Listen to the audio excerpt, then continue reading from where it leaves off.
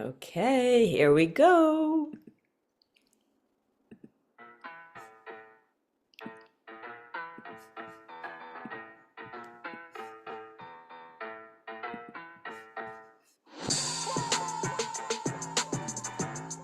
Hey guys, here we are. This is Başak. Hey, here we are. We are here. This is Kate. Hey, okay. How are I'm you? totally confused, but that's I all know. good. It's great. It's awesome. Good to see you. Nice to see you too. They're totally different time zones. I Um, know you are in Turkey. yeah, Amazing. How is 7 hour it? difference. It's great. I have a little bit cold and cough is a little bit head stuff going on. Mhm. So hopefully I can go through this conversation without getting into a coughing fit, but it's fine if I do. Okay. Um, so how are you doing? I'm doing very well. I'm sort of interested about our topic today, Yes, fear. you wanted this topic. You wanted to talk about this. Did I? I thought you Yeah, did. you said no. Well, it's a universal topic, isn't it? Fear. It is. It is. It's a good one, actually. Maybe I'm fearful of it. Maybe that's why. Ooh. Ooh, fear of It's fear. so funny you say that. Yeah. I feel that whatever we are fearful of is usually um, something transformative in our lives because fear is such a, deeply rooted emotion in our Yes. psyche. So that fear of something is always, I think, kind of almost forces us to um, get over our controlling mechanism, Yes. safety mechanism, the lower brain stuff, and forces us to really get uncomfortable and embrace something else. So it's very transformative, I think, in terms of quality of it. Yeah, What I do you think think? you're absolutely right. I mean, it's about change, right? Fear often, starts change, and yeah, and we are uncomfortable with change, right? We want everything to be permanent. And as Yeah, we know, it's not. the It's thing is, not. I always love this Yogi Charu's, our teacher's explanation where we think that we are steady and stable in this planet Earth, but this Earth planet is like a spaceship. It's moving faster than the speed of light. So we are moving so fast in this galaxy, and we don't even realize that. We think that we are all very steady and stable. We are not. Yes, yes. Well, it kind of makes me think when I was a kid, I did play with those ideas, particularly when you realized that the earth was round and you had this, I always had this image of, everyone standing on the earth. And so the people down below, because of course I was on top, were, hanging off the earth, and so this idea of people, in this, Trying to hold on. yes, trying to hold on and we're Funny. I love that. spinning. Isn't Yeah. that great? Child imagination and Yes. no fear in the child. I know. That is a very interesting thing about when does fear start to take hold? Well, I have some yogic explanation of that, Okay, but it's tell me. going into the deeper aspect of fear, the fear of death. So before we get there, before we get there, I just love this quote from Rumi. Okay. He says, run from what's comfortable, forget safety, live where you fear to live, destroy your reputation, be notorious. I've tried prudent planning long enough. From now on, I'll be mad. Well, yeah, that is inspirational, isn't it? And actually it does address what we just started talking about, the fear of fear. Basically, he says throw it out the window, and be mad. Yeah. Yeah. So, because if you don't, I guess it's again perception. We always come back to this idea of perception. But how do you perceive fear, right? Right. It's Right. something transformative, like we were talking about, as an energy, Yes. or is it something just basically fearful, the end of it, the end of everything? Right. And what do we fear? What is the fear projected to it? It's, I feel future based always, Yes. right? Yes. Yes. So, to that point, I wanted to tell a little anecdote about what happened to me a week or so ago, because I think I've mentioned my husband has had issues with his eye, and he woke up in the middle of the night with a lot of pain in his eye. And we were able to mitigate that. He was able to actually sleep sitting up, which something which I could never do. But he fell asleep sitting up because the pain was less. So, but meanwhile, I was full of fear because, as you said, it was about what's going to happen next. Will I need to call an ambulance? Will the pain come back? And I was just sitting there getting, more and more fearful. So I realized that I had to do our yoga practices just to calm myself down. So, I did some yoga nidra. I did some pranayama, some breathing things, trying to deepen and lengthen my breath, out breath. And then I sat down and I meditated. And it was probably about 20 minutes of all these different practices, 25. And then at one point in the meditation, I suddenly felt like this energy ball or energy fog move out of me off to the right, and it was just gone. And I felt my entire body just relax.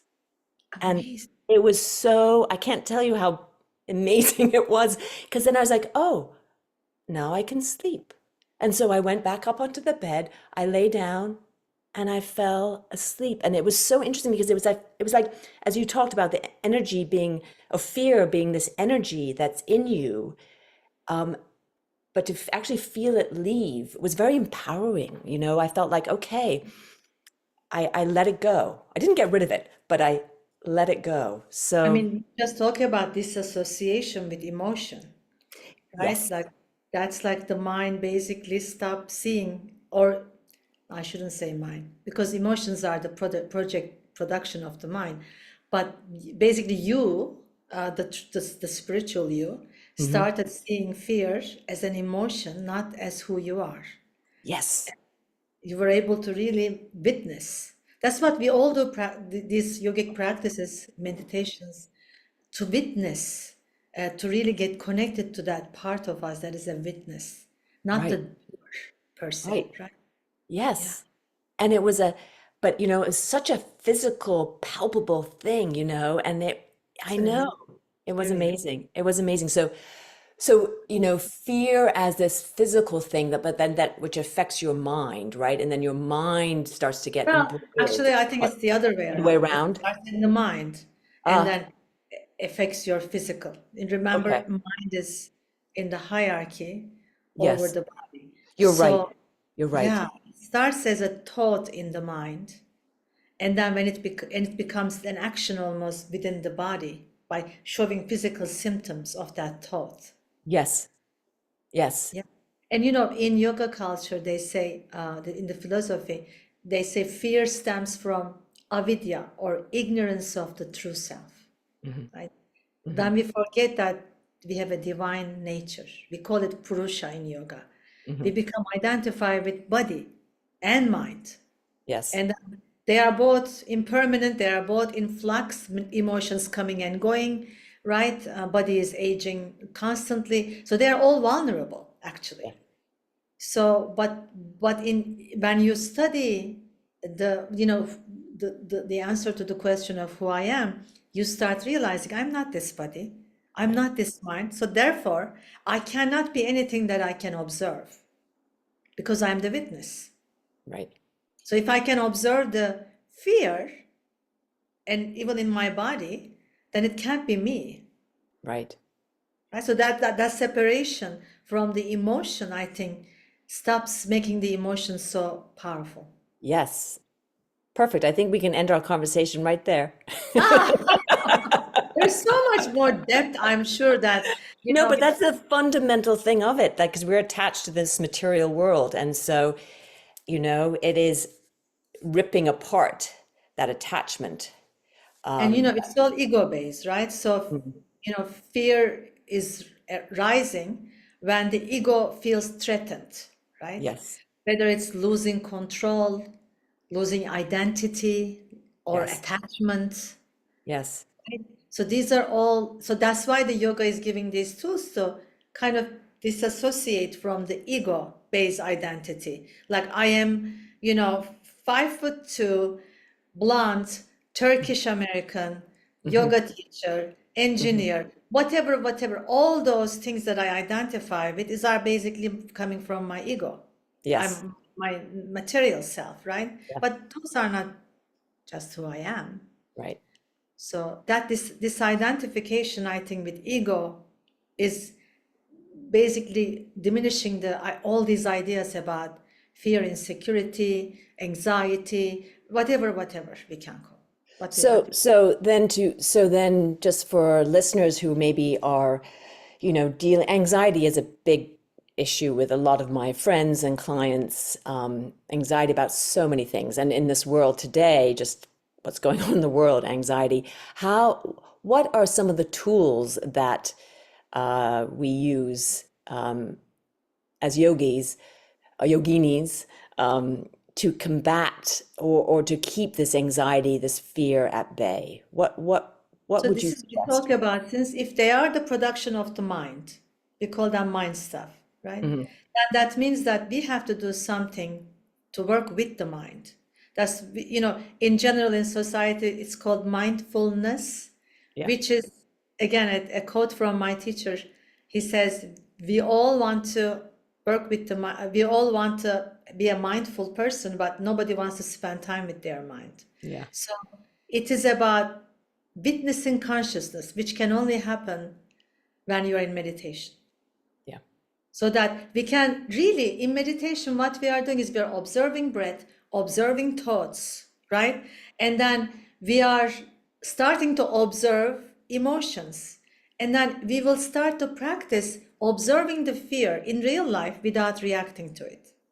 Exactly. So with the practice of sitting down and meditating, you're just sort of you're it's a practice and you're telling your body this is how when things come up, thoughts come up, emotions come up, fear comes up, this is how you deal with it. You just observe it. And so that's by practicing the meditation, then when you're out in the world actually confronted by these emotions, these thoughts, the anger, the joy, everything, you go, okay, I won't get caught up in it, you know? I will Right, but just then observe. also, of course, it doesn't end there because, okay, let's say that you're able to master that. You're able to identify there is a fear here. I'm not going to get attached to it.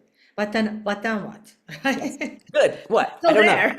Yeah, it Fear is. is Yes. still there. Yes. So yoga encourages trust in the universal order. That Yeah. trust that you are taken care of. Right. We call this surrender, but it's really surrendering really reduces this anxiety about outcomes. Right. That's a big one. That's a big one. The anxiety around outcomes, Yeah, because that can be for work, in your personal life, just bringing it back down to the mundane, you know. exactly. Yeah. Yep. So, but then you really have to learn to truly trust the universe. Right. And then how do you get this information? Who is the universe and who is God and who is all of whatever the belief Whatever you system we want to are, call it. Yes. Yeah. whatever you want to call it, we I think all realize there is some higher power than we are. I mean, at least we are in this path, right? So, but we get to this by, living in the modern world.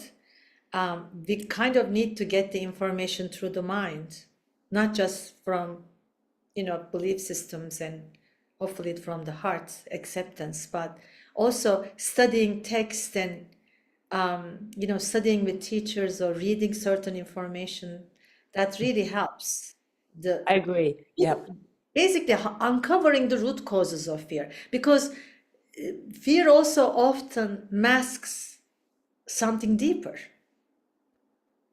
right? Like, Like for what? Go on. example, if you feel that somebody very close to you is dying, now of course you have a fear of them dying, right? You don't want them to die, you love them, you don't want them not exist in your world anymore.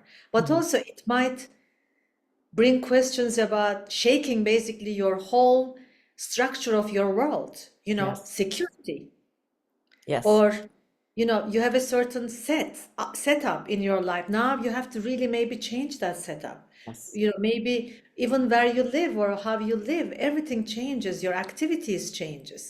You Yes. know, so everything.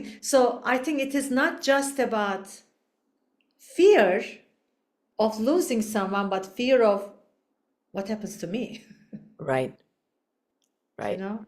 Yeah. Because I am in the death situation, I see that, a few people close to me, family members died. And when I sit with their loved ones, close people, it's almost always their fear comes to what's going to happen to me now?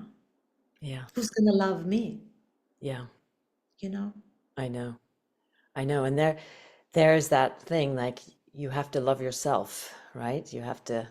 Yeah. And, in yoga again says you have to practice ahimsa to help dissolve some of that fear-based reactions and cultivate compassion. Mhm. Because fear can lead to also aggression or harm, Yes, anger.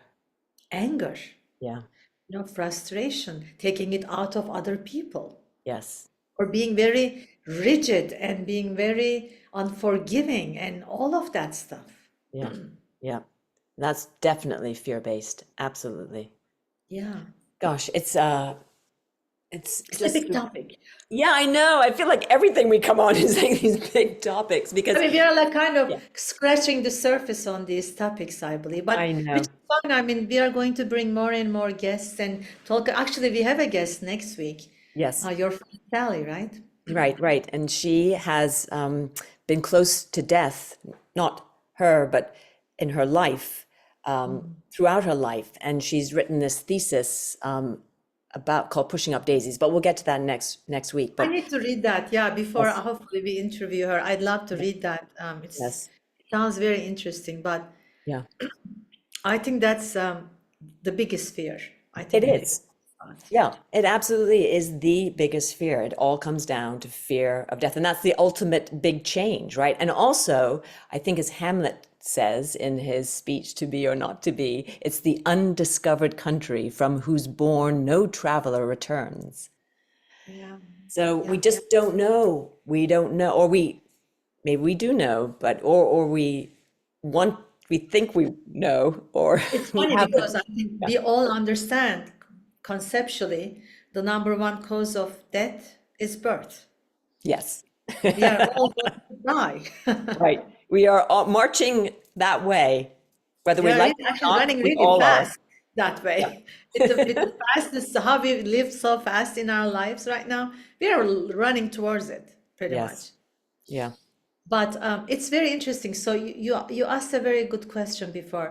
But where is this fear comes from? This fear of death, especially. Even though we know we are gonna die, we have a huge fear of death. Yes. Yeah. So this is very interesting because I was looking back the Patanjali's Yoga Sutras Hmm. and his second book, the book on practice. He really talks about this and gives a real answer to this. So he says in 2.9 actually is his sutra, all our knowledge comes from practice or experience, more Experience. like. Yes. Right. So it says, this is for all, of course, we all believe in yoga culture. This is not the only life that we lived in.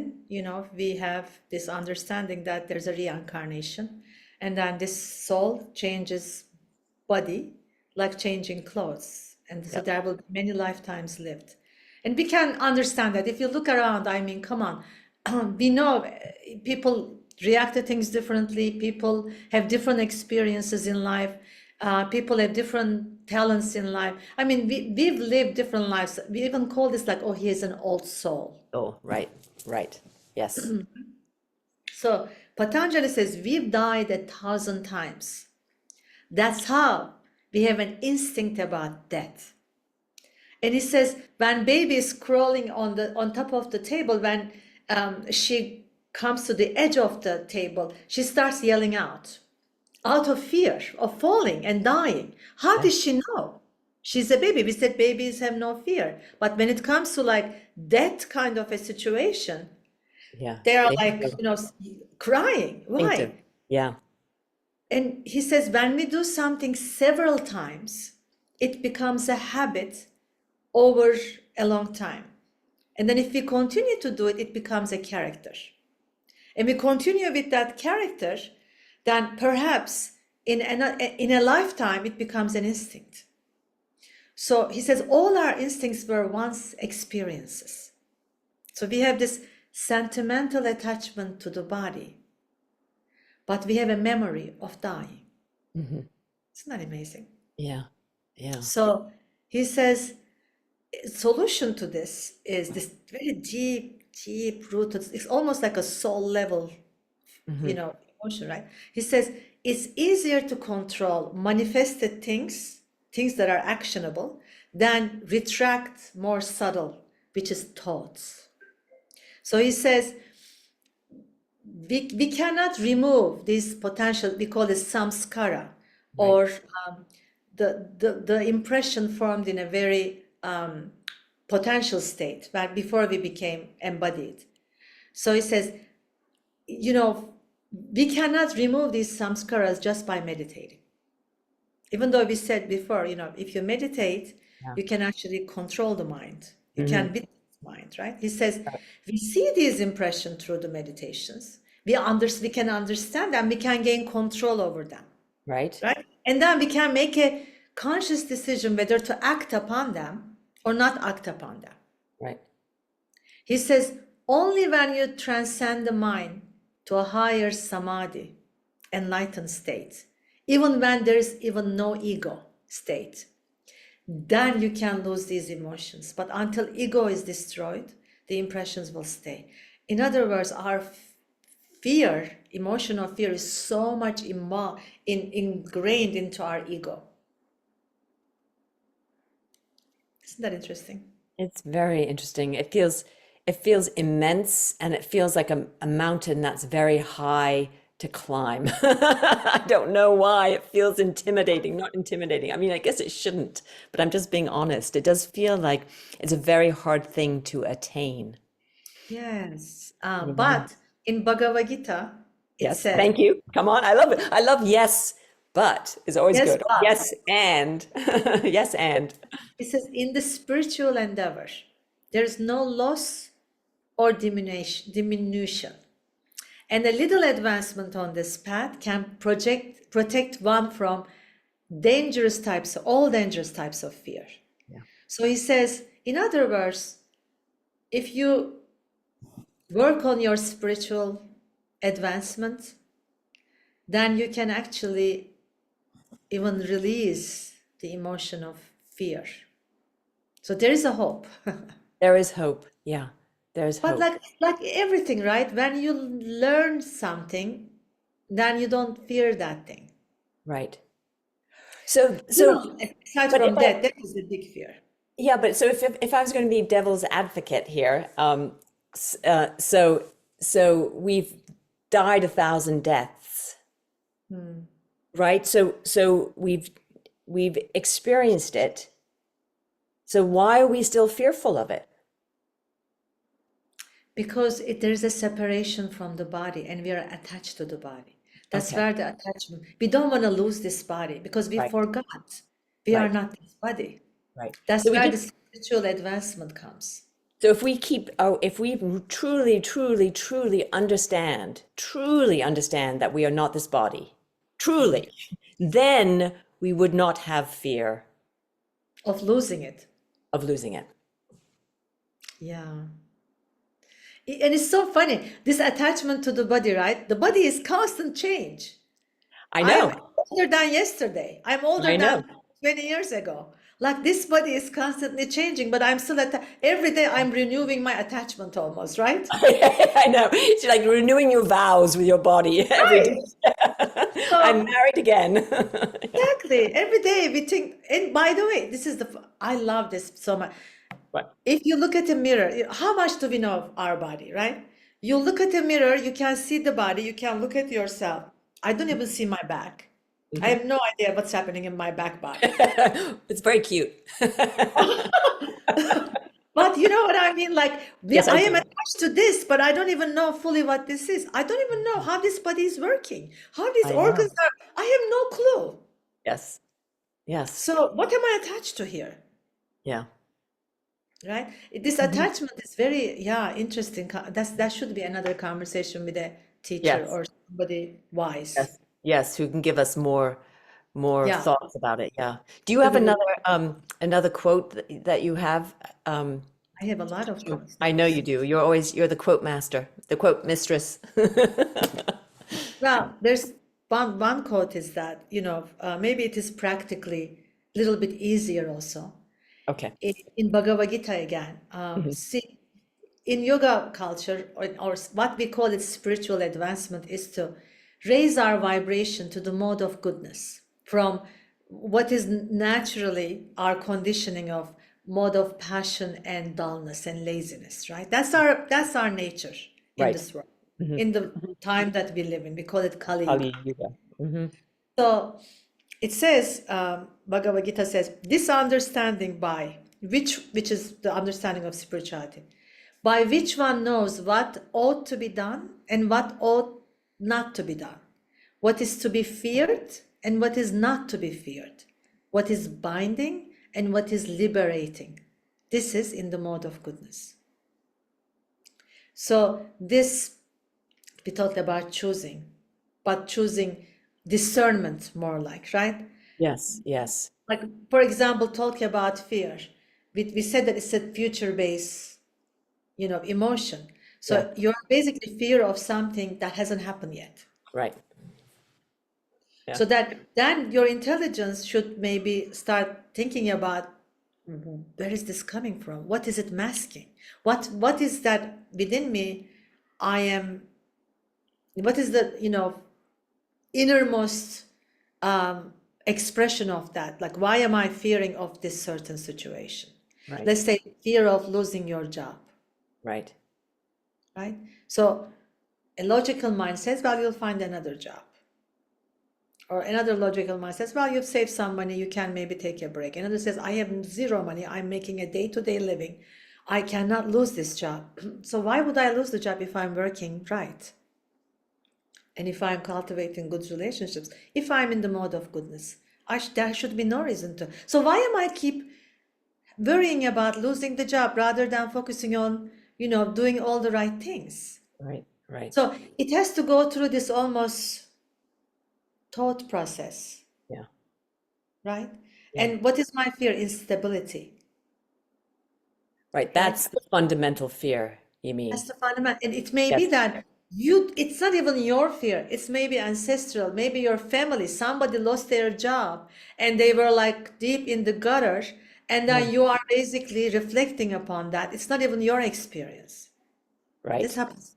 Yeah, this happens a lot. That's a whole other subject matter. Absolutely. How you can be fearful of repeating your ancestors, your family's um, bad habits. Yeah, yeah, I know. yeah, So, yeah. yeah, I mean, there has to be this again, I am in fear. Okay, but let's just go deeper. Yes, yeah, yeah. Where is this? What is the root cause of this? Right. And then that takes the energy away from it and the power away from it once you start to do that investigation, And I think looking we within. human beings love to take action. Like, you know how it is when you make a decision about something, most people are, oh, I made a decision, I'm good now. Yes, So making that decision, making an action towards yes, something releases all the yes.